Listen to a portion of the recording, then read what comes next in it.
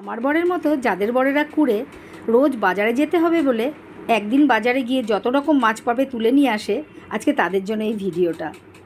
তারা তো বাজারে চলে যায়, গাদা গাদা মাছ নিয়ে চলে আসে, এরকম বড় বড় বক্সের মধ্যে ফ্রিজে ঢুকিয়ে রাখতে হয়। ফ্রিজে জায়গা হয় না, মাছ রাখার পরে অন্য কিছু রাখা যায় না, খুবই সমস্যা হয়।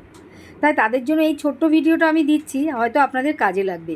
যে দেখুন বক্সগুলো, এই বক্স এখন প্রত্যেকের বাড়িতে লাড্ডু বলুন, ক্রিম রোল বলুন, কেক বলুন, এই বক্সগুলোতে আসে। আর আমরা কি করি, বক্সগুলো ফেলে দিই।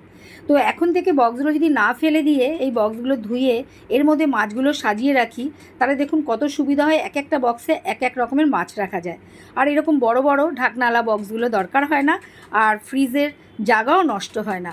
আর সবচেয়ে ভালো হচ্ছে দেখুন, অল্প মাছ আমরা একটা বড় বড় বক্সে রাখতে হয়, সেখানে বক্সগুলোও ভর্তি হয়ে গেছে আর ফ্রিজের জায়গাটাও কম লাগে। তো এই ভিডিওটা যদি আপনাদের ভালো লাগে এবং কাজে এসে থাকে, আমার পাশে থাকবেন, আমাকে ফলো করবেন। টাটা।